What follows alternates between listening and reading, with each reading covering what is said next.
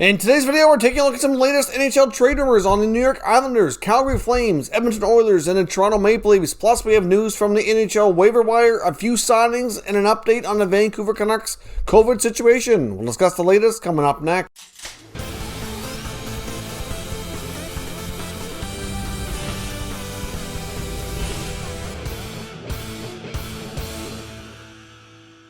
Before we jump into today's video, I want to take a minute to acknowledge our new channel sponsor. We're now sponsored by Manscaped. You can get 20% off and free shipping using code TSH at manscaped.com. So welcome to another video here at Top Shelf Hockey. Now, as I mentioned, we have a variety of things to talk about. Let's start here with the situation in Vancouver. And we found out yesterday that the number of players and coaches entering COVID protocol really went up. I believe there's a total of 8 or 9 players and coaching staff members now impacted.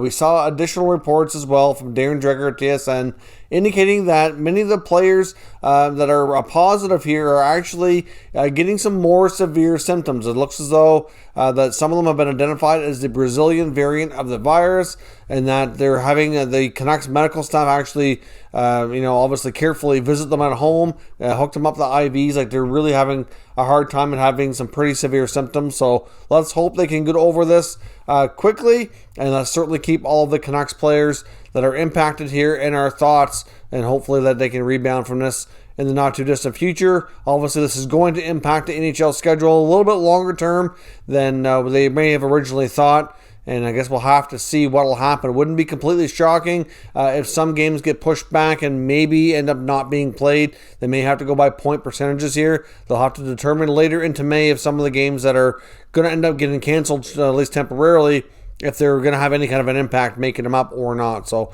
we'll see, but hopefully the Canucks can get through this in the not too distant future. Now, as I mentioned, we have a little bit of news from the waiver wire. We had Red Wings forward Evgeny Svechnikov placed on waivers yesterday, and he did indeed clear. So another player that I thought could have been snagged by another franchise, given the fact he's not on a long-term expensive deal, and he's an interesting young player, but he does go through the waiver wire here in no claim. So he will be reassigned by the Red Wings, and we'll move on from there. We don't have any additional players on waivers here today.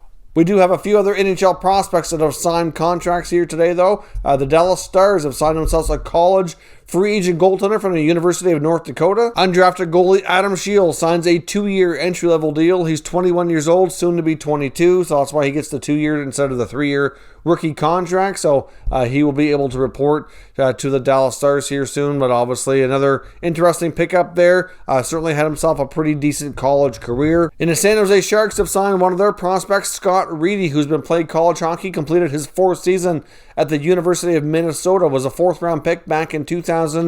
The center iceman now gets his entry-level deal officially on the books here with the Sharks, and he's now officially turning pro. Now, as I mentioned, we have a variety of teams I want to look at here in the latest updates from the rumor mill. Now, we're only 9 days away from the NHL trade deadline. Things are bound to get more interesting here as we get closer and closer. Let's start with the New York Islanders. Now, there's obviously, been a lot of reports that they're going to be looking for a forward to replace as best they can Captain Anders Lee. Now, a lot of these teams, like the Islanders and a few others that are having injured stars out that are not going to be able to participate in the playoffs, they're not going to be able to replace them completely. They're going to do what they can to replace them as best they can, which is, in some cases, some decent options, but not quite the same. Now, it looks as though their top priority here is Devils forward Kyle Palmieri, who I mentioned before has been linked to this team. Obviously, Lou Lamoriello, very familiar with this player. Palmieri and the Devils are apparently still having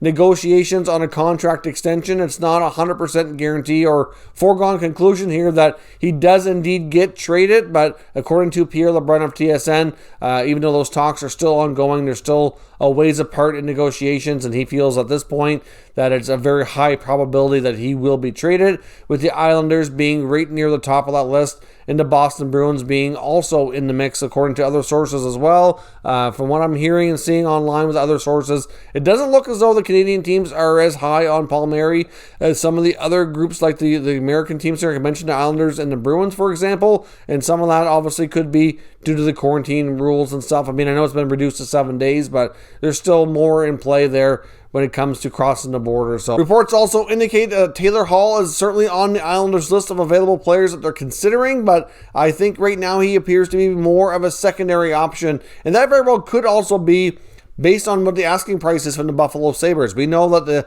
the Sabres were still looking for a first-round pick, which I know many teams were not keen about, and I do expect that price tag to end up changing. It's pretty much a guarantee that Kevin Adams has to move this player, and it's really up to Hall where he wants to go, having a no-move clause. I personally think Hall would waive and accept to go to the Islanders if given that opportunity. He's really good friends with Jordan Eberle. They were talked about and contemplated trying to reunite and play together before, and I really think he would take that option. Obviously, the Islanders are a strong team that should be able to contend within their division and have a good shot at making it to the Final Four. So I think any player, no move clause or not, would be happy to join that franchise ahead of the playoffs. Now, according to other reports here, the Edmonton Oilers are still in the hunt for a couple of pieces, ideally a number 3 center, maybe even a middle 6 or top 6 winger if they can do it, but it's going to be a challenge for sure. We saw them put Tyler Ennis through waivers the other day. They have a bunch of moving parts. They're really outside of McDavid and Draisaitl. They're not maybe as deep as they need to be to really have some real long playoff success here, but obviously they do have some pieces that are good. They just need to add some more to it to continue becoming a deeper franchise here for the playoff run. Now, as far as who they're looking at, they've had a variety of players. We've already mentioned before that obviously due to Ken Holland's familiarity and the fact that he is available, Red Wings center iceman Luke Glendening is certainly a viable option. He doesn't make a ton of money, but he's great on faceoffs, been around the league a long time, should be able to fill what they're looking for there, should be able to help them kill penalties, but they're also looking at Canucks centerman Brandon Sutter as well. He's also a pending UFA. Of course, the Canucks would have to retain some money there, which really shouldn't be an issue given the fact that it's an expiring contract. So they do have an eye on him. I mean, he could come in as well and be a good fit there as a number 3. Can kill penalties. He can take faceoffs. He can chip in a little bit with the offense. So, that's certainly an option. Basically, I wonder, though, if the Oilers are going to try to move Kyle Turris as part of any kind of trade to upgrade that spot, because that's kind of who they had in mind here is when they signed Turris for that role for him, and he hasn't lived up to what their expectations are. So he does have another year in his contract, though. He signed a 2-year deal. So be interesting to see if they try to include him in any trades. And there's also talk about the fact that they're maybe considering Ryan Dzingel of the Ottawa Senators. Obviously, they reacquired Dzingel from Carolina, and he's been doing a great job there, playing mostly a bottom 6 role, but at times being elevated in the lineup, and has scored way better than he has in the last couple of years during his stint with the Hurricanes. So Dzingel has shown here that he can still score. He's a great skater. He can play a bit on special teams, and he's certainly drawing some interest as well. Now, for the Oilers, Ryan Dzingel would be a guy who can play center or wing, so he does have that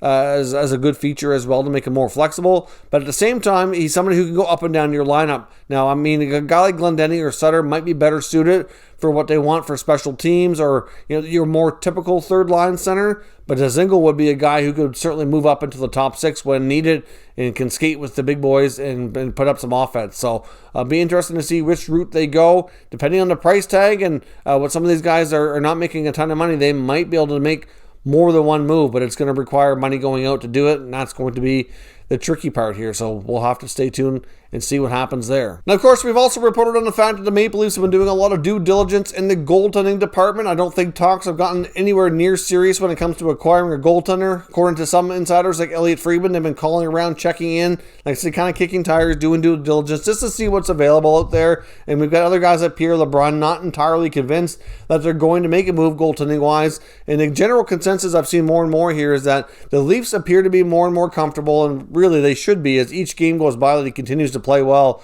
going into the playoffs with Jack Campbell as the starting goaltender. My only concern myself, and I think which appears to be legitimate for the team here, is that Campbell also has had a recent history of being hurt a fair bit, and if Freddie Anderson is at least not available to play with him and they have to have Hutchison be more of a prominent role, that's a situation that certainly would concern them going into the playoffs with Campbell and Hutch, and just due to the fact that they're not going to want to have to rely on Hutchison if they don't have to. But if Anderson's healthy, and even if they decide to start Campbell, he can be there. You know what? That would be a situation where they probably won't acquire a goaltender, and they'll settle their goaltending issues, whether it comes to either signing or moving on from Anderson or whatever in the offseason.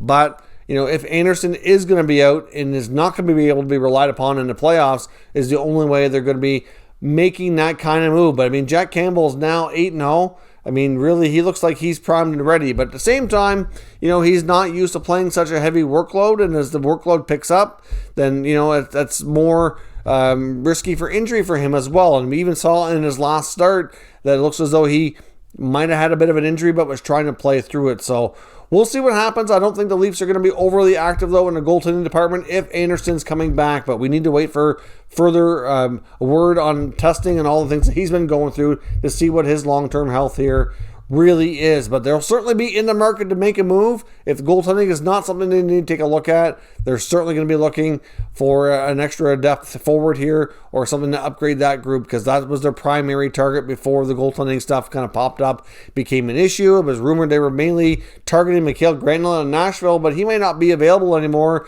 if the Preds are going to be holding on to a playoff spot here. So we'll have to stay tuned and see what players the Leafs might be targeting in that regard. Now, lastly, here in the Canadian group, I want to take a look at the Calgary Flames, who are kind of slowly slipping out of playoff contention here, and many feel they're likely going to be the route of becoming sellers. Now, we talked about a potential deal between the Leafs and the Flames here in the past couple days, with the Leafs possibly looking at guys like David Rittich and Brett Ritchie. Now, of course, if the Flames are sellers, those are a couple of players that make a lot of sense. But as I said, there's no guarantee that the Leafs are going to be going after a goaltender. But if they decide that they do need that level of insurance, a guy like Ritchie makes a lot of sense, and I still feel those two teams could very well make excellent trade partners. And if the Flames are indeed out of it here, and they're getting to that point where it's pretty close, and the Leafs decide they do indeed want that kind of a deal, then it makes sense that those two teams continue to have conversations. So we'll have to be seen on that if anything progresses. But at the end of the day here, another player that's been brought up recently here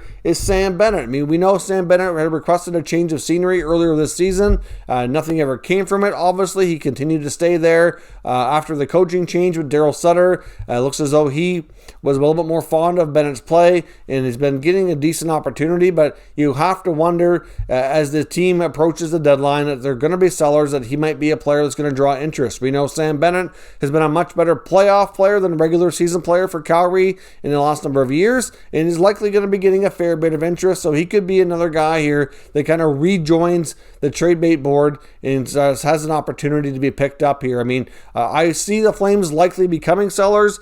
You're looking at guys that are pending UFAs like Ritchie and Ritchie, as well as Derek Ryan. Of course, like I said, you can throw in Sam Bennett into the mix there as well as another guy who has already requested a trade. It makes sense if they're going to start selling off a few assets here that he'd be one of the pieces they look to move out from. I do think it's possible we could see something more substantial from the Flames, but I would suspect that those types of deals are more likely to happen in the offseason. I think that the Flames are going to end up in a situation here where they really need to shake up that core group.